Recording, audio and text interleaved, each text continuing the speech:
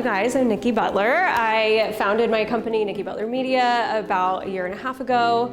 I started a podcast during the pandemic with my good friend Becca. I fell absolutely in love with it. I loved the medium. I loved the connections that it opened me up to, and I was also an avid podcast listener myself. So I was like, okay, well, I have a kid at home. I quit my PR job because I was a lot of travel, obviously COVID and stuff. And so I was like, how can I marry my background in PR with my passion for podcasting? So I came up with what I do now. And what we basically do is take podcasts from concept to development to launch. And then from there, we also go into monthly management of podcasts. So we do everything from guest pitching to correspondence with them, managing those calendars for our clients, doing social media assets, updating them per episode. We do all of the audio production. We do everything else. Like just literally anything you can imagine that surrounds the life of a podcast episode, we do. And we implement a really solid workflow for our clients so that it's super easy, obviously for us as in our team, but easy for them to keep tabs on things without actually having to be in the podcast. So kind of our goofy little like tagline is, we run your podcast so you can run your business. And really all we want them to do is just find some energy, hit record, and then off to the races. We take care of the rest. So, okay, so today we're gonna talk about developing a podcast strategy, which for me is kind of like, when you develop a podcast strategy, you're preventing yourself from going into this like coined industry term called pod fade. We'll get into the definition of that, but it's super, super common. You'll see with some statistics that I'll present. And as you mentioned about consistency, it's like literally the one thing you really, really gotta like marry yourself to before you hit record is the consistency, because it's so essential to the success of your podcast. So, all right, let's get into it. Okay, so I kind of touched on this already, so Car, we can skip to the next. Okay, so just a little overview. I already touched on about me. We're gonna answer the question, why podcasting? Because in a world of so much social media and all these other platforms, like why add something else to our plate? So I'll tell you why. Then we'll go over some podcasting mistakes, creating your strategy, which will kind of be the beef of this presentation, and then marketing and promotion, and then other ways we can connect. So thank you guys for coming. Okay, that's me. A little intense of a photo, but it was the only one I had, so yeah, so let's just do that. No, I'm kidding. So yeah, I come from a PR background, launched the podcast, and I am a mom of two, so Jose, I absolutely feel your stretch with having to manage the kids, the household, and the business, right? These are some of my clients. I should just sit, but these jeans are a little tight. So these are some of my clients. It wasn't intentional, but they just so happen to kind of all be in business, self-development, and health and wellness. And so that's a little bit of our, I guess you could say, specialty right now. But we're so open to always exploring new industries and topics and all of that. We love a good challenge. So, okay. All right, so why podcasting? Here's a few statistics. If you don't believe me, I have some sources down there. Basically, so 62% of all US consumers ages 12 and older listen to a podcast, which is 170 million Americans, which is crazy, like more than half of our population.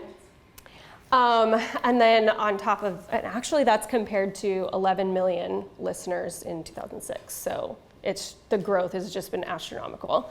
And then same thing with the advertising spend. I always kind of compare podcasting to the influencer marketing space, and how like a few years ago, everybody was kind of like, what is this? I don't know what to do with it, like how we can monetize it. Brands were still a little skeptical about investing their money in it. And I feel like we've kind of gone over that hump now with podcasting, where brands are like all in. It's a super intimate, long format, and the listeners are so much more engaged on this platform than any other social media platform out there. So it's super like highly effective for these advertisers to spend. So it's at 1.4 billion in 2021 and projected to 2 billion for this year. And then just some random stats that I think are super useful for like your content development. 51% of those 62% of listeners are have a full-time job, they're educated, and a household income between 100 and 150K. So it's they're, for lack of a better term, they're a little bit smarter than some other platforms have.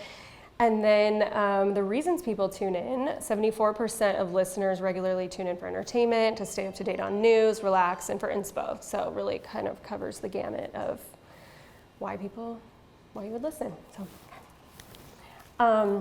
Okay, so I'm sure you're thinking though, podcast is so saturated, so how am I supposed to stand out in like a sea of 2 million podcasts? And these numbers come from Apple Podcasts, and you'll notice I'll reference Apple Podcasts primarily because they're still king in the space. Spotify is definitely coming up on a close second, but Apple is definitely still dominating, so I primarily base a lot of my stuff around that platform. So there's 2 million, but keep in mind these 2 million podcasts are podcasts with 1 or more episodes. So let's break that down a little bit further and go to number of podcasts who have produced only 2 episodes. So now that cuts us down to 1.48 million. And then break it down a little bit further, podcasts who have produced 3 or fewer is 880K, which is 44% of that 2 million.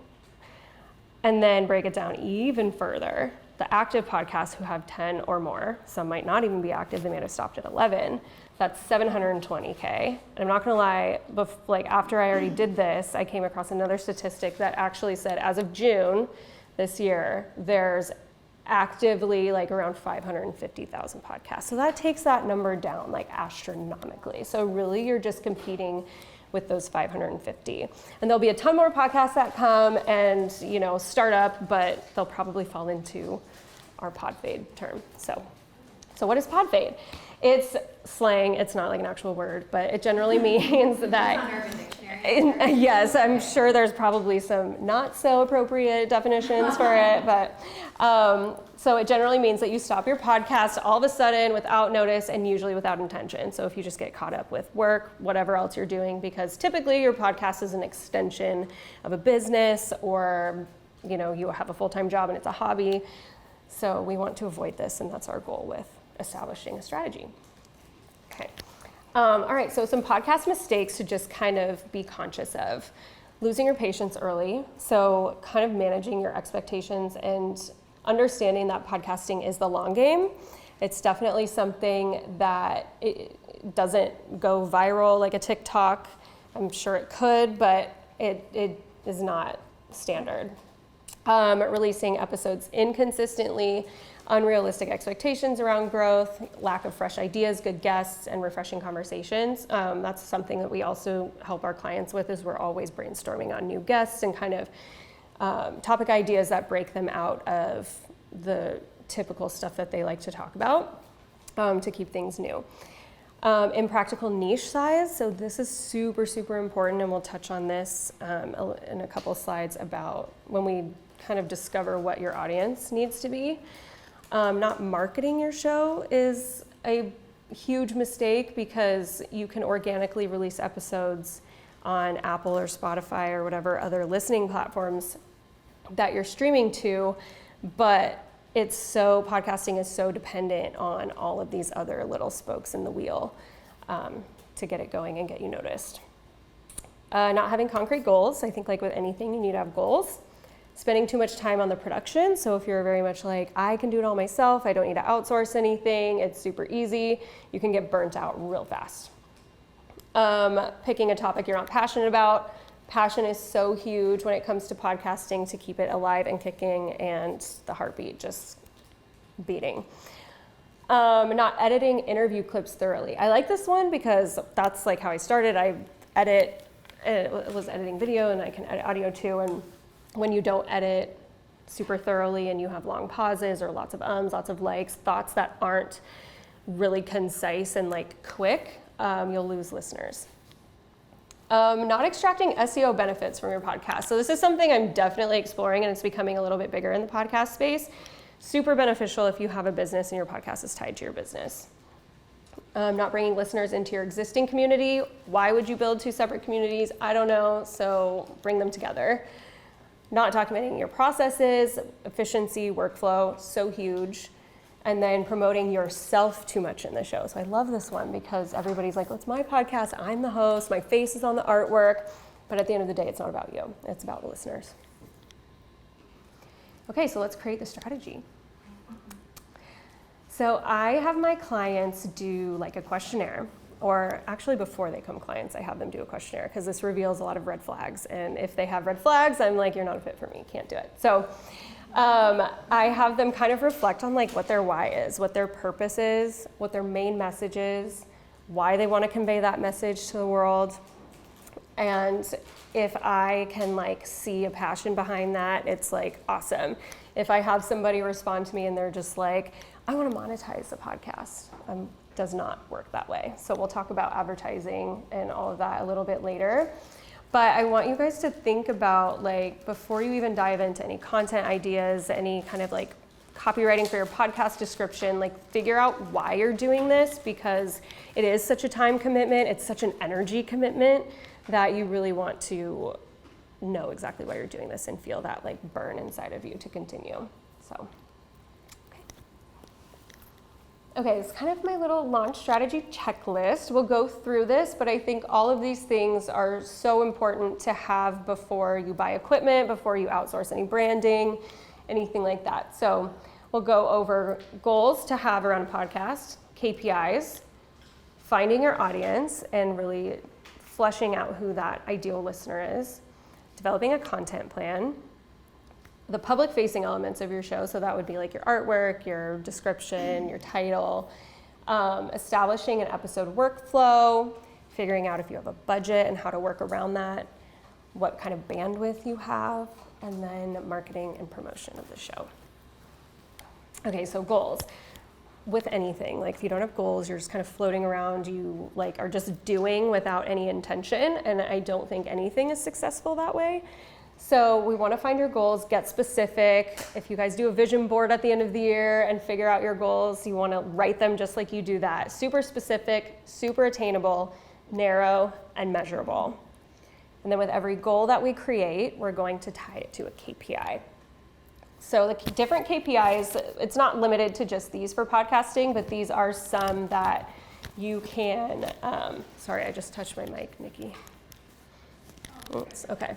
But these are some that you can keep in mind and tie to your goals. So downloads per episode, that's a super popular one for brands who are looking to sponsor for a flat fee on podcasts.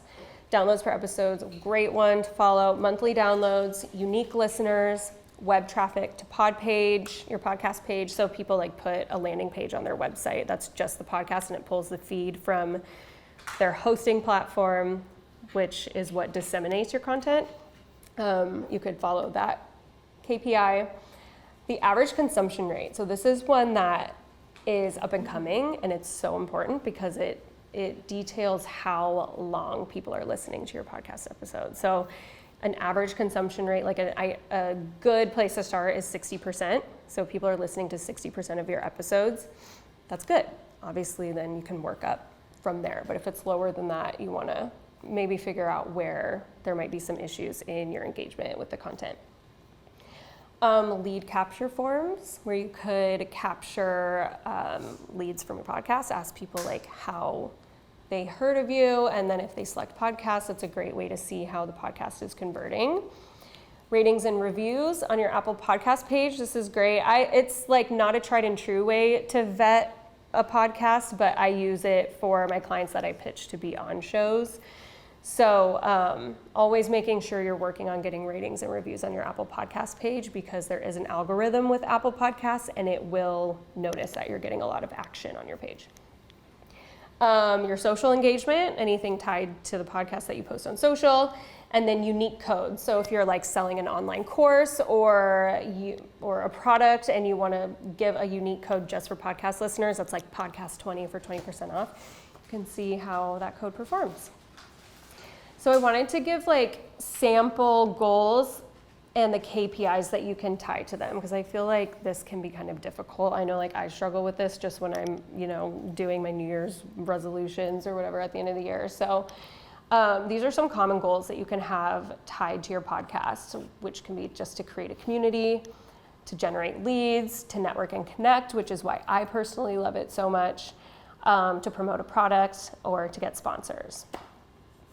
So the KPIs that are tied to these, so for creating a community would be something like building a Facebook group and kind of seeing how many members you have, what the engagement is like there, or just tracking your typical social following and engagement on like Instagram, TikTok. For lead gen, the lead capture form, I kind of already touched on that. With networking and connecting with people. So this is so amazing. I had a client who was starting I had two clients, one who had an established alcohol company, one who's starting one. And I had booked my one who had an alcohol company as a guest on my client who has a super established podcast, and she's starting an alcohol company, Lori Harder. I don't know if you guys know who she is, but so they connected through me. And my one client, his name is Josh, who has an alcohol company, was starting another like brand of his business, and Lori and her husband ended up investing in it. So it's just kind of like the cool things that you can just come across with networking and connecting. I think somebody else too got like connected to a reporter from the Wall Street Journal, and they did like a feature piece on them, like things like that, and just kind of tracking these new opportunities that you wouldn't normally come across. I feel like having a podcast is just like a perfect excuse to be like, I have this platform, I want to put you on it, even if they might be like a couple, you know, levels above you in their business or their network or whatever it might be. It's just a really good excuse to connect with people you wouldn't normally reach out to. Promoting product, tracking using that unique code, and then to get sponsors. Obviously, a way to track this is how many sponsors you get and how much their spend is, but before you get to that point, because it does take some time, tracking your downloads per episode. Okay, so now finding your audience.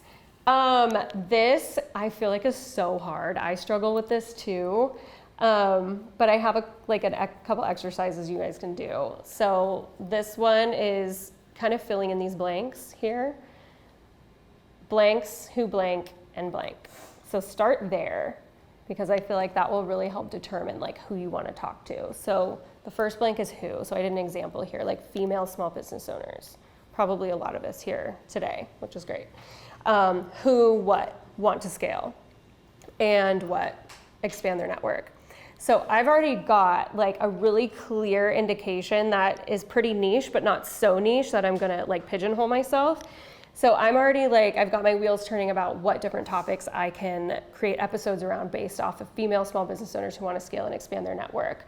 Under the want to scale piece of it, it could be like doing an episode on the difference between growth versus scale, or different ways to increase your revenue.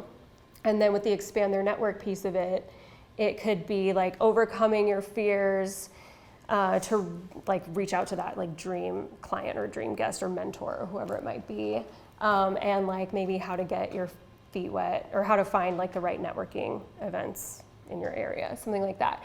So two totally different things, right? But they all still kind of fall under that female small business owner demo.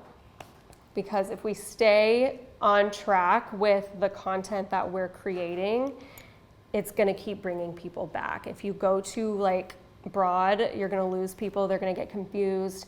You can't talk about like how to increase your revenue one week and then like Arizona turning purple the next. Like I literally had somebody do that who came to me like as a potential new client. I was like, this is such a mess.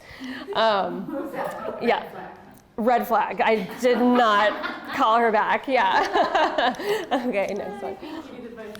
Yeah, so then after you do that, you can answer a couple other like just broad general questions like who will listen, who can purchase my services, what are these people interested in, what kind of content do they consume, and then my favorite one is what is their issue that I can solve for them. So their pain points, and really kind of crafting your content and your topics around pain points that your audience would love to have answered or addressed. Okay, and then digging a little deeper is creating an avatar. So if any of you guys have gone through branding or the branding process, like typically your graphic designer will be like, I want you to create an avatar. Tell me what they do like in the morning, what they do at night, what do they wear, what do they eat, that kind of thing. It sounds ridiculous and so specific, but I think it like really does help you kind of imagine who your listener is, and like you'll just manifest it and they'll come. So yeah, and then listing out actual people who embody that, I think, is helpful for the visualization piece of it. Okay, so now we're going into the public facing elements. Are you guys overwhelmed yet? There's already like so much, and let's just keep adding on to it. Any questions too? What was that? Oh, you good. Billy Mays. Oh, okay, good. Yeah, I know. If you have questions too, like feel free to jump in if it's something top of mind, so you don't forget. Okay, so going through your title and your tagline, description, artwork, music, trailer, intro. And when I say intro, I mean the episode intro that goes in front of every episode. Your categories, your episode length, your cadence, and then any ads or promotions that you'll put into the episode. So diving a little deeper, I have an example here. So I'm just gonna kind of circle. This is the Apple Podcast page. Again, just sticking with Apple because they're kind of our tried and true king right now. So this podcast is called Money Please. And when I see that, that's like the first thing I kind of see. And my mind is instantly like, okay, I know that this is about money. Awesome. I want to learn about money. I want to learn about finances, how to manage it, whatever. And then the word please also kind of like tells me it's got a little bit of like an attitude, maybe a little bit of a younger skew with their demo. Obviously we know Betches does that anyways, but if I had no clue who they were, that's what this title would tell me. So you want your title to be concise and you want it to say a lot in so many words. Okay, I can click next. Yeah, and then going into the artwork, this is kind of one of the first or second things that you see. And you can't really tell here, but the colors are like definitely girly, like light lavender, hot pink. I obviously see the host is a female. So that tells me, okay, this is very female focused. I am obviously a female. I'm down for that. I love that kind of audience and that kind of podcast that caters to that. So you really want to be very intentional about your artwork, and it's tough because you have such little real estate to do that. But Apple Podcasts pays attention, and they pick their featured sections and their new and noteworthy sections manually. You can actually do it through a submission process. But they look for podcasts that say a lot in so many words in their title and their artwork, and that are legible and clear and easy to read. And they actually prefer artwork that does not have like a photo of a person on it. But I personally think a lot of listeners are like, well, I want to like kind of see who I'm listening to. What do they look like? So I don't totally agree with that, but okay. And then next, this is the category. So when you're signing up on your hosting platform and getting all set up on Apple Podcasts and Spotify and Google Podcasts, whatever it is, you pick different categories. And so this is how people are going to be able to search you. So it's really important to be strategic with it. You get to pick 3 categories, and then you can pick some subcategories underneath of those. This one is careers. Their first category was obviously listed as careers, so that's what's going to show up there. So you really want to be careful not to confuse like, oh, should I have careers first or business first or marketing first? Because if people see, if I'm like a business owner, I just want to learn about business, I already have a career and I see this, I'm probably not going to listen because it says careers, and I don't know that I need that. I want something a little more business focused. So you want to be intentional about how you're setting up those categories. Can you change those categories at any given time? Yes, you can. Yeah, thankfully. I think on Spotify you couldn't at one point. Like if you set it separately on Spotify versus through your hosting platform, it's like you can't change these. So yeah, you gotta be careful. Okay, and then your description. So this is obviously about your podcast as if it were a bio of your show. All this stuff sounds so basic, but there really is kind of an art form to it. You don't want something that's too long. It's already like hard enough to get people to go to your podcast page, and then to try to get them to click on the description is even harder. It's just an extra step. And so if they click that more and see like 5 paragraphs, like I know I do it, I'm like, okay, nope, not reading. So keep it super short and really, really focus on that first sentence. So the first sentence could be like a tagline. For example, there's a podcast out there by NPR called Planet Money, and their first sentence on their description is "The Economy Explained." Like 3 words, I literally know exactly what that's about. Awesome. I kind of like this first sentence here. It's longer than that, but it's so relatable, and it is like I'm reading it and I'm like, oh, I do that. Well, I don't do that, but I'm sure a lot of people do. Where it says, if your idea of saving is ordering the cheapest thing on the menu and your retirement plan at this point is to marry rich, we're here with a podcast to help you get it together. So a lot of people are probably like, oh my God, I do that. I hate going out and like ordering the cheapest thing or ordering a side and like being starving by the time I leave. So yeah, super smart to hang on to that.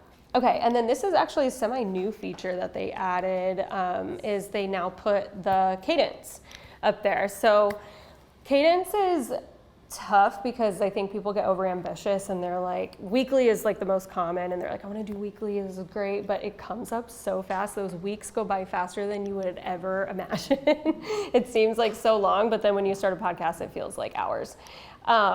So while posting more and more often is obviously the best, greatest, most ideal, like with any social media platform, it's not always practical. So I think just being a little more conservative with your cadence and not biting off more than you can chew is definitely the way to go. What would you recommend as a minimum then? I think semi-weekly is good. I do feel like monthly is a little too long to go. So like every other week, I feel like would be good. It's a good chunk of time to start. But then the other key part to that is the consistency. So sticking to that semi-weekly. So question about that. Yeah. I didn't know that there was the cadence up there. I haven't noticed that before. Yeah, it's new. So is that something that we commit to when we're putting all information? You're like making a declaration that I'm going to publish semi-weekly, or does Apple go, okay, these are the dates, and they kind of say, okay. Oh, that's a good question. every 2 weeks. Yeah, it's you set it up actually in Apple Podcasts, so you can log in. So I didn't really kind of describe how like hosting works, but how your content gets out is through a hosting platform. It's basically kind of like the Google Drive of your podcast, and it holds all of your files, all of your information, and then disseminates to Apple, Spotify, any other streaming platform out there. However, some hosting platforms can sign you up and stream your stuff directly with the click of a button from their hosting site, but Apple does not do that. Spotify, you can do that through hosting platforms, but I don't recommend it. I recommend doing it externally versus like internally in the hosting site. So when you're setting up on Apple, you can actually select your cadence on there. So inconsistent and reckless is probably an option. Yes, I love that. Yeah, there you go. I feel like if Apple was polling like based off of your dates, it would be like, I don't know what the fuck half of these podcasts are doing. And then I wanted to point out this follow button too, because it's a new change. Everybody always was kind of like rate, review, and subscribe to my podcast, but they've recently changed the verbiage to follow because subscribe has a connotation associated with money. So, and now they have the subscription model too, so you can pay for bonus content. When you scroll down podcast page, you'll see trailers. If you've already followed a show, the trailer will drop down to the bottom of the page. If you have not followed the show, the trailer is at the top of the page. So it's kind of like the first thing that you can listen to. It serves the same purpose as a movie trailer does. It's like 1 to 2 minutes, kind of like, this is who I am as a host, this is my podcast, this is what we talk about. And people can kind of get like a vibe for the podcast before they actually invest their time listening to a full episode. And then ratings and reviews down here, I think it's important to kind of like look at your listening platform pages as like social pages.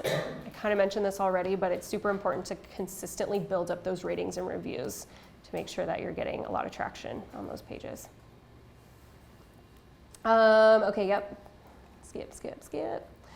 Okay, content planning. So I kind of have touched on this already, but understanding the type of content that you're putting out there and that it corresponds with your audience and their interests and what they want to hear is so important, because at the end of the day, this is what will keep your listener coming back. Your artwork can be so beautiful and all of that, but this is what people are going to invest in you for.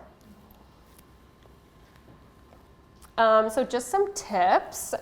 If you're having guests, I've got tips for guests on here, but if you're just forming topic ideas, really base all of your ideas around the audience that you've determined and those exercises that you've done.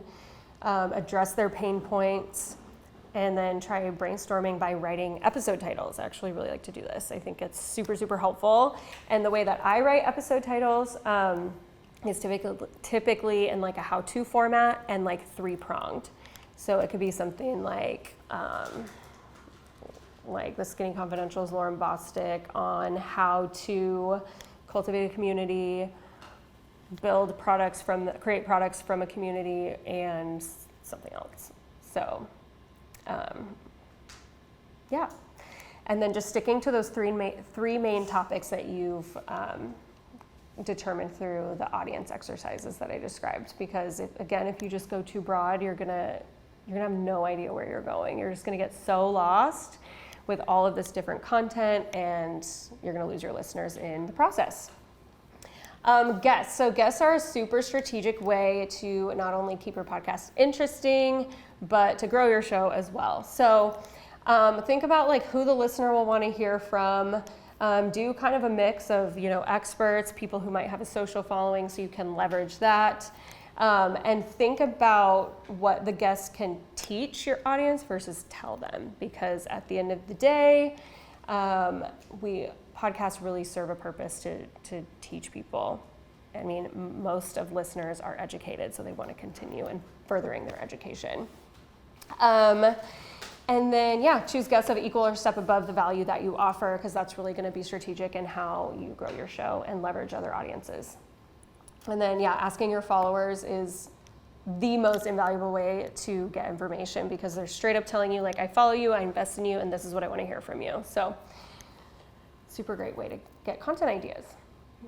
Okay, and then the workflow and execution. So what are your systems and processes? What is the life cycle of a single podcast? If you determine all of this stuff before you hit record, you're going to anticipate any issues.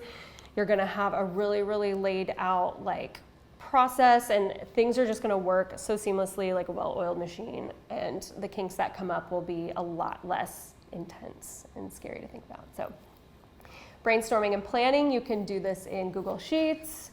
Just creating lists. I feel like there's so many lists associated with podcasting. Like Shelby, I'm constantly we're building lists nonstop. So it's lots of research, lots of list building. We use a platform called Airtable, which is super great, but you can easily do any of this stuff in Google Sheets or Excel. Having an episode tracker is critical. This is the Bible, the heart, any nervous system, whatever, that keeps you on track with your show. So it'll have your episode numbers, it'll have your release date, it'll have due dates that the audio is due. With us, we work 7 days out, so our clients have to give us content 7 days before it goes live. So on Monday, when a client podcast goes live, they also have to give us the new content for the following week. So you're always constantly doing stuff.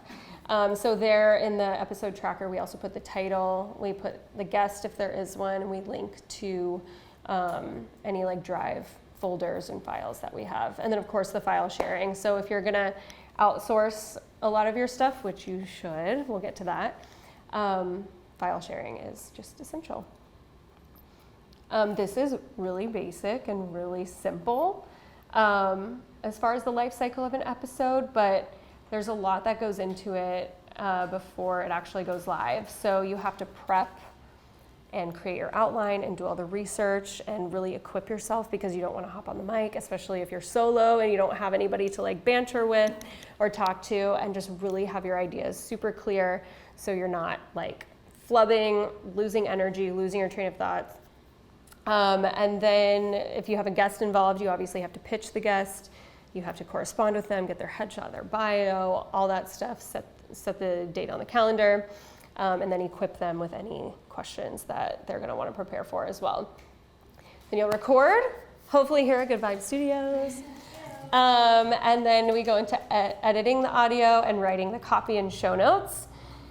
And then creating all the promotional material. So with us specifically, we create social media templates for our clients, and they can do whatever they want, from like Instagram stories to grid, Pinterest. We even do some reels for some clients as well. So we update those every week for every episode, and then uploading it to your hosting platform and sharing it, and then promoting it, which is like a whole other process. So you've not only got the life cycle of the episode process, but then you're going into the marketing and the promotion, which is a lot. So we'll get into that. Sorry, can I ask a Yeah. question as far as, do you share assets directly with your guests? So you publish, and do you say, like, here are, 4 graphics and whatever photos and all that? Do you just give that to them, or do you prefer that your assets are shared? We equip them with like the original assets so they can download and post themselves, because I think it's great if they can do that versus like a reshare on Instagram. But I mean, I would just tell my clients, like, if they share, that's a win, because a lot of times people won't. So we just give them access to the file drive. And some people actually will create like a mini contract and say, like, if you're coming on my show as a guest, you have to do this and this and this. I think that's okay, especially if your platform is a lot bigger than theirs is. If you have a really big guest, I'd tread lightly and be careful, because it could turn them off and they could be like, I don't want to sign anything, like, you asked me to come on your show. So you just kind of have to gauge the situation a little bit, but it's definitely an option to do that. I've seen it before. Okay, so determining your budget. This is critical to do before you press record, because your budget is obviously also going to play into the equipment that you get. It's going to play into how you're allocating some of these tasks and time to contractors or employees, equipment, studio space, and then if you're going to do any like digital ads or branding, which a lot of people do branding, and for the promotional side of it, some people will do digital ads as well. So kind of just having a pulse on like what you're willing to spend for it and what you're willing to outsource is going to be really, really helpful for determining the bandwidth that you're going to have for your show. So as I mentioned and have gone through with the life cycle of an episode, there's so much work that goes into it. A lot, and I don't know if you're running a business that you could really do it all yourself. So there's the show notes and copywriting, guest pitching, scheduling and the file management, pre-recording prep, creating the marketing materials, and then the audio editing. So kind of figure out where you excel in this process and where you can outsource help, because you will burn out so fast, and then you'll hit that 10 episode mark and you'll be like, I can't do this anymore, I'm dying. Like, it's too much. So that's why a lot of people come to us, and that's why we have a business. So okay, so then the marketing and promotion, this is like the whole other plan outside of like that whole plan that we just went into. So kind of evaluate your current touch points that you have with your current community. Like, don't reinvent the wheel, don't start new. Do you already have an email newsletter? How can you leverage that? You already have a social following. How can you incorporate the podcast into that content? Use what you're currently doing before you add new things. Video is huge, so it's great that you're doing video. Video is like the new podcasting thing. I feel like my husband every morning walks around with his phone watching Joe Rogan, and like they don't move, they just sit there. Like, so I'm like, what are you watching? But people love it. And so something to think about, but it's definitely daunting to take on. So don't overextend yourself. Here are some examples of things that you can do. Email, newsletter, Instagram. Pinterest is huge. We do this for our clients. We create pins for them and post them to their Pinterest, and then link back to their Apple Podcast page to help drive that traffic and get some action on that page. You can do Spotify ads, podcast swaps, and guesting. We also offer this service. We just don't do it as often as our management, but we will book our hosts on a plethora of other podcasts. so that they can go out there and talk about their own podcast or a product they have or whatever it might be. So highly effective because people are listening, they're engaged, you're on podcasts, but you're also offering something in return to the other person. So I think that that's really helpful too. Having guests on your show, kind of touched on that. Video, YouTube, and TikTok. TikTok is really big with podcasting right now. A lot of podcasters have taken their podcast snippets, interview snippets to TikTok and performs really well. So text is an option. Doing giveaways for reviews. I always tell my clients to do this. It's so effective. So if you have on Instagram or wherever you want to do it, find some kind of offering that you can give to your followers. Tell them that they can enter a giveaway if they rate, review the podcast and follow it on Apple Podcasts to help bump up that traction on your Apple Podcast page. And yeah, it works.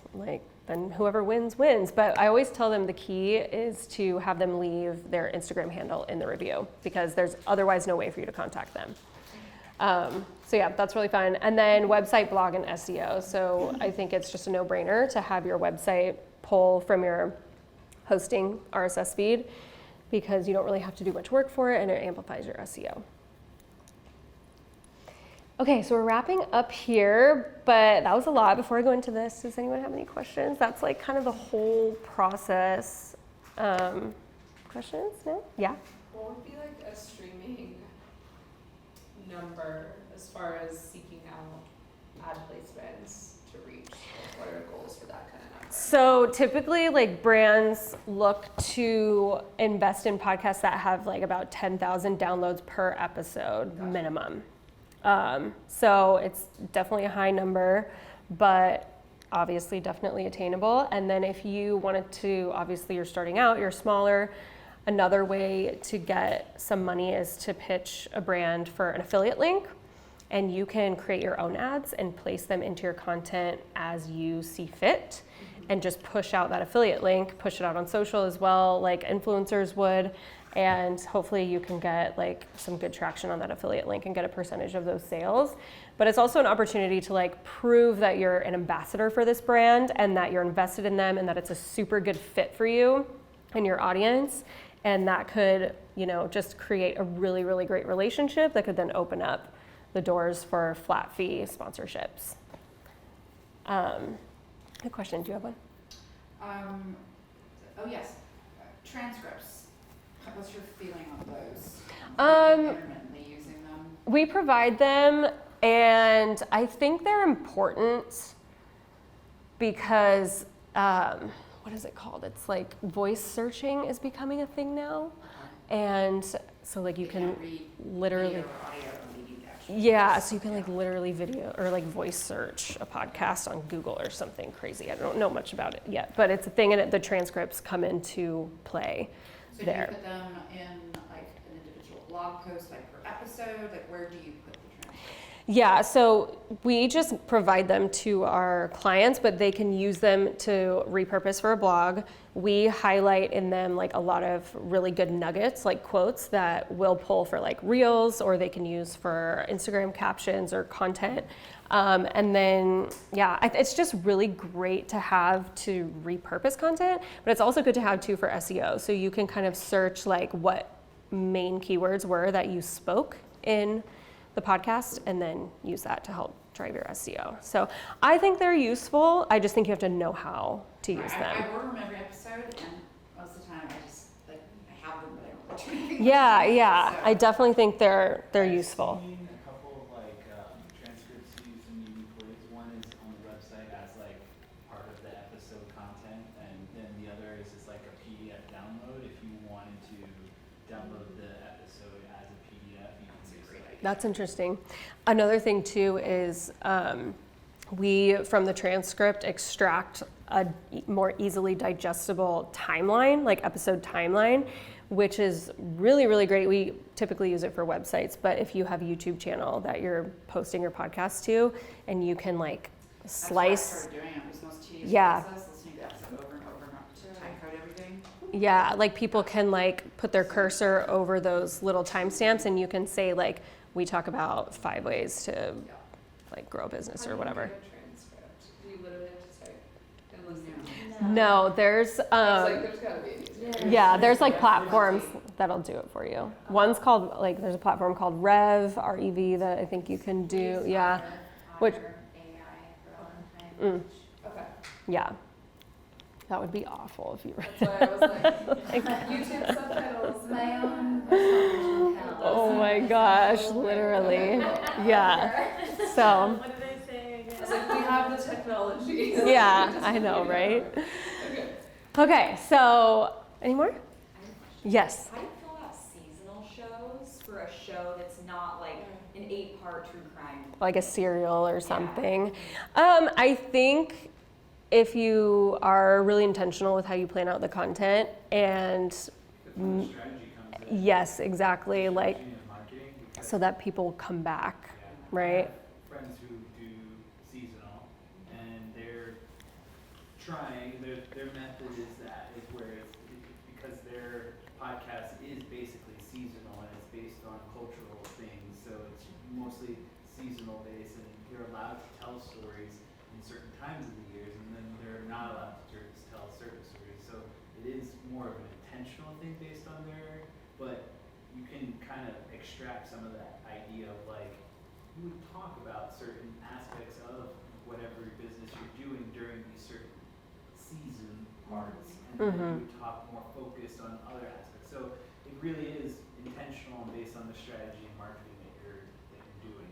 So because your guests and everyone who follows you will be understanding, okay, this month I won't get my podcast, but I can go back and I can look at all of the seasons from previous, or I can help promote them by going to the next season and help promoting all the stuff that they have coming out.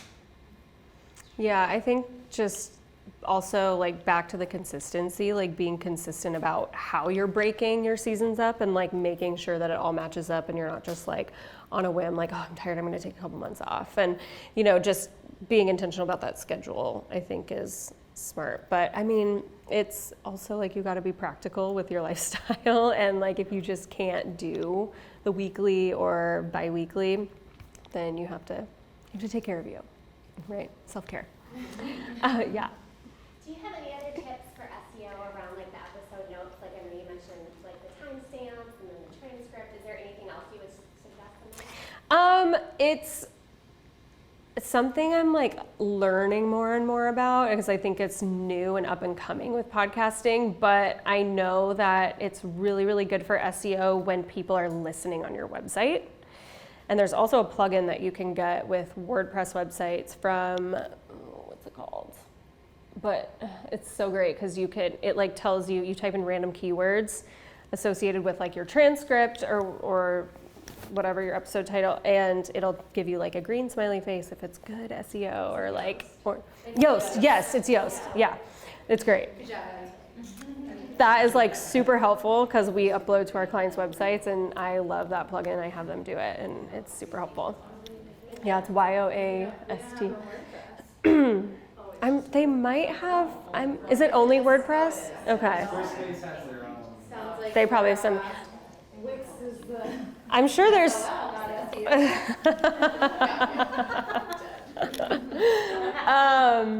okay, so industry trends. This is just kind of stuff that's interesting and like great to keep back of mind as you launch your podcast and consistently post and you grow and get more listeners. But this is stuff that's like really up and coming in the industry. Netflix model subscriptions. So there's a lot of networks out there now that are like, if you want to listen to our shows, you have to pay $4.99 a month. Exclusive content. Spotify is really kind of spearheading this right now, like with Alex Cooper from Call Her Daddy. She just got like some ridiculous like multi-million-dollar, $24 million deal or something just with Spotify. So you can only listen to the podcast on Spotify. Advertising capabilities are expanding. So right now we're kind of used to a lot of flat fee payment where the advertiser works directly with the podcaster. And then those ads are baked in and they kind of live forever. Now it's really expanding into dynamic advertising, which I don't love because I think it cheapens your show, and it's definitely super like radio-esque. But the ads don't really fit with like you as well as somebody who you connected with. But they just automatically get played into your show, and they can change at any time. So based on who is running ads. So it's kind of like a YouTube video. Yeah, exactly. It's exactly like that, yeah. Live podcasting events are coming back now that we're out of COVID, and I think these are so cool, so fun. I mean, who doesn't love an event? And then when you do a live podcast there as well, I think it's just super fun. So, unique marketing tactics, short form video, long form video, voice search, as I mentioned, and then just random little podcasts for change are coming up. I feel like we're in a very polarizing state right now, so everyone's like, I'm gonna podcast about it. Okay, so that's all I have. This is me. That's my email, how you can connect with me. Thanks for coming. I hope I wasn't talking at you the whole time, but yay.